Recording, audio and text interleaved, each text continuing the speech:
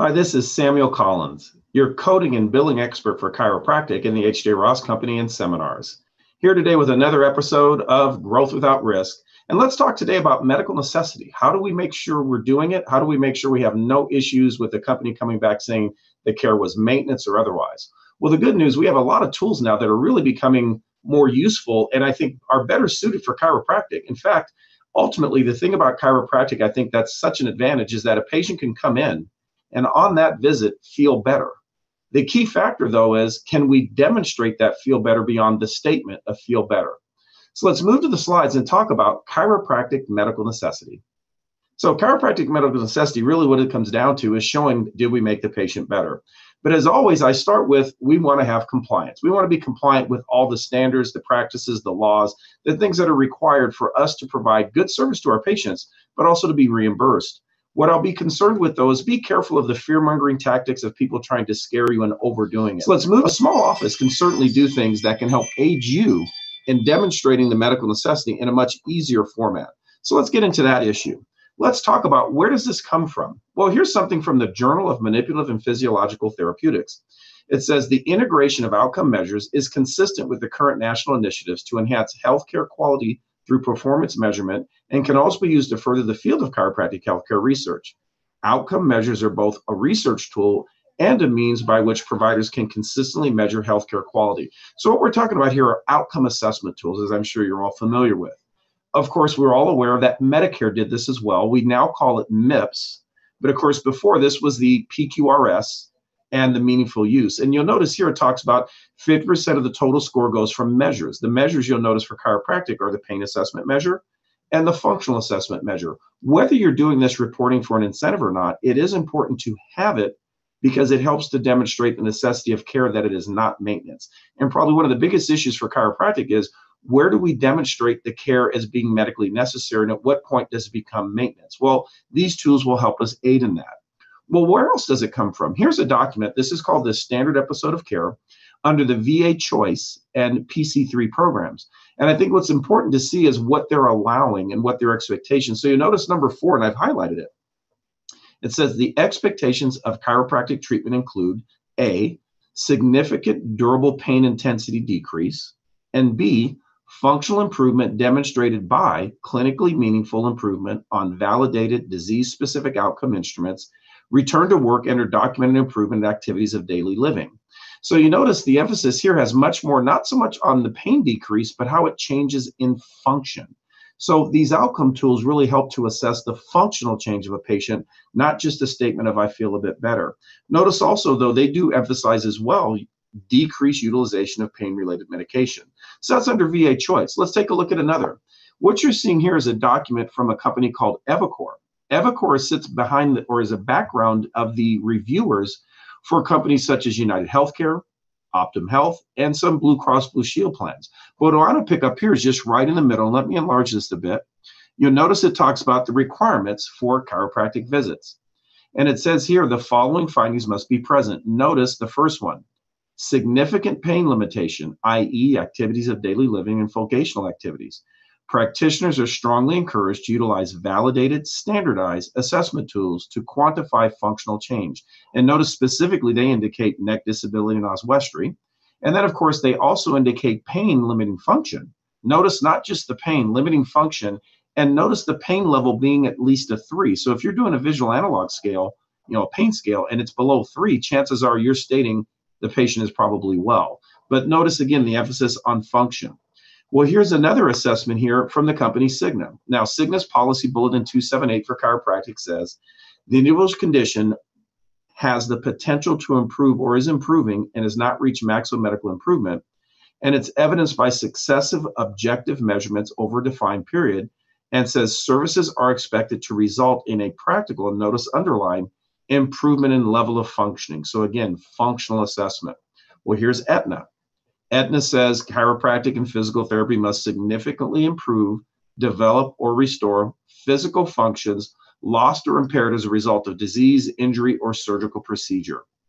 Of course, here's the point. This is from the medical treatment utilization schedule that talks about the importance of an assessment.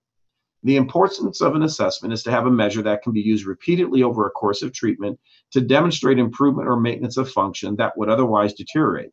And it should involve the following categories: work functions and activities of daily living, such as an objective measure of functional performance. Notice here it says lifting 10 pounds from the floor by 5 repetitions compared to I feel better, or including outcome assessment forms such as functional status questionnaires, oswestry, and so forth.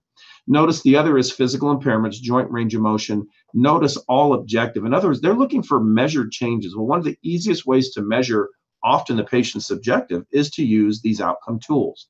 So here's the first type that everyone's very familiar with. This is called the quadruple visual analog scale, but it's just the pain scale. You'll notice it shows here, no pain is 0, worst possible pain is 10. But then what does that really mean to the patients? What does it say here? What is the pain now? What is a typical average? And that's all good, but does it really give a change in how the patient's really doing? I bet many of you have had a patient that said their pain is a 10, yet they have pretty good function. So I'm not downgrading their statement of 10, but is it really something that we can measure? Because even when they get to an 8, it may not be that much difference. Focus on function. So instead, they have forms like this. This is called a patient-specific functional scale. And you'll notice this one focuses on function. Notice it lists a series of activities, and you have to come up with these, the activities the person does. I would suggest when the patient comes in and says their pain level is an 8, ask them, okay, what things are affected by this pain that you cannot do? Sleeping, sitting, getting up from a sitting position, lying down, getting up from lying down, tying their shoes, anything of that nature, and how that 8 affects them. So that way, when it's a 6, we can compare what it does functionally. So this one does a 0 to 10, but notice here the function is more the issue, not the pain level. Of course, I think what's even better is just to use a more standardized type, which is called a general pain index. This is one that's kind of like the patient-specific one, but it gives very specific protocols. And notice it's not focusing on how much it hurts, but how the patient functions. Notice it says here, family and home responsibilities such as yard work. Or number 2, recreation, hobbies, and sports, social, employment, self-care, and even towards the bottom here, we have life support. And notice on the left end, it says completely able to function. On the right end, totally unable to function. So patients are used to that, but notice it's not a focus on how much it hurts, but the function. What if a person says, my pain level is a 10, but they're going to the gym 3 times a week?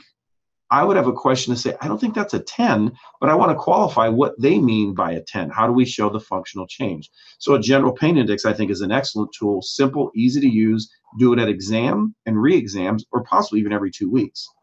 In addition, of course, many of you are familiar with the so-called oswestry low back index.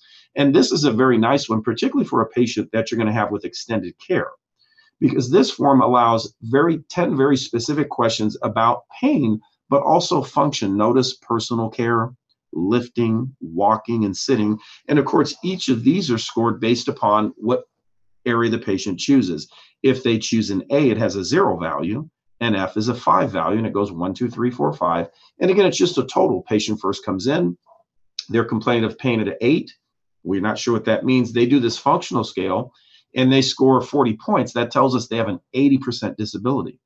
We then remeasure that in 2 weeks or 4 weeks. They now drop down to 20 points, which means they went from an 80% disability to a 40% disability, which is clearly a significant change and shows functional improvement, not just I feel better. Notice also, here's one for the neck, very similar. You notice still the same style of questions, if you will, but focusing on the neck. Notice question number 4 indicates reading or headaches. But again, notice not all of it is based on how much it hurts, but more about how does it affect them functionally, which falls in line with what every carer is looking for. We want to see the patient is better. Chiropractic care works very, very well, and it can be evidenced within a very short period of time, but do your notes show it? These help you because it makes it simple. Even if your notes aren't perfect, you didn't measure something, this measurement helps to validate the patient's change. What about something a little different though? Here's called the Pittsburgh Sleep Quality Index. And you might have a patient that talks about, because of my back pain, I'm not sleeping well. And maybe there isn't other functions. This may be a good form to allow you to show how the care is changing the patient's function of sleep.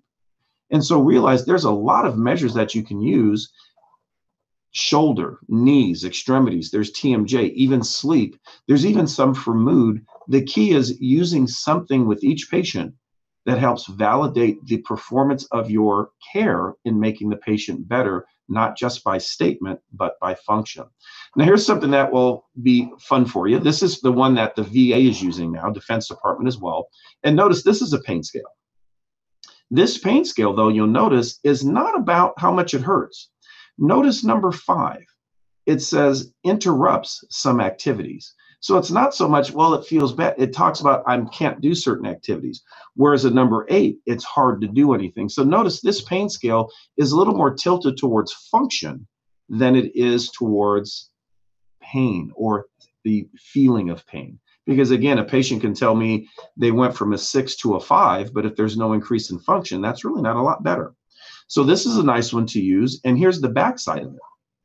This is the supplemental questions. And you notice these supplemental questions kind of fall into the patient-specific and general pain index. Notice the 0 to 10.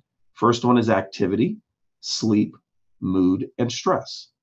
And so these allow you a way of having a tool that whether you do it every visit or maybe every 3rd visit, this is fine. I certainly would suggest pain scales can be every day. Functional scales you may want to allow every 2 weeks, but something like this one could be done even sooner and daily to kind of get a barometer and really scale or grade and graph how the patient's changing. Now here's the good news. We can get you a color copy of this. So simply text the word HJ Ross to the phone number you see there, 480-500-6574. Once you've done that, it will send you a message back saying, thank you, give us your name and email. And once you do that, a color copy of both of these will come to you. And what I suggest doing is blow them up, put them on the wall of your office. Instead of the patient giving the perception of pain, we're going to attach it to function. Make sure that your care is always showing they're better, because chiropractic works well, but always use a barometer to say, is that evidenced in my notes? Do we always do a range of motion? Are we always doing measured factors? Possibly not always. Give yourself a simple tool, outcome assessments, to make the patient demonstrate it clearly they are better. Of course, another thing to do is, and I've taken this from the nursing program, they have ADLs they call the word batted. So this is something you may want to focus on. Tell me about differences in how they're bathing, how they're walking or ambulating. Can they use the restroom? Can they get in and out of bed? Does it affect their eating or dressing? And I'm not saying you have to do each and every one of these, but notice the focus is on function, not about the pain. Again, a person with a level 10 pain but full function, it doesn't have much of a disability. They want to look at the disability part. Pain always equals dysfunction, always show the level of function that you can achieve. Ultimately, I thank you for spending a little bit of time. Go to our Facebook page, Instagram, and Twitter for HJ Ross. We have lots of seminars and upcoming programs to help you. And I really am glad that you spent some time with me. And be back next week. ChiroSecure Weekly will keep you up to date. And again, I thank you for your time and best wishes.